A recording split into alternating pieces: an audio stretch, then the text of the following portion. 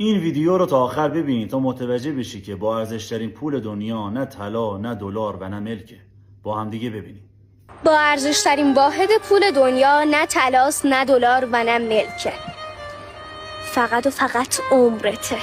تو میری یه قهوه برای خودت سفارش بدی، فروشنده بهت میگه 100,000 تومان، دست میکنی تو کیسه عمرت، 1 ساعت از عمرتو میذاری رو میز و با یه قهوه معاملش میکنی. آدمایی که دور تو هم و دارن وقت تو رو میگیرن در واقع دارن عمرتو بالا میکشن و این بزرگترین کلاهبرداری تاریخه.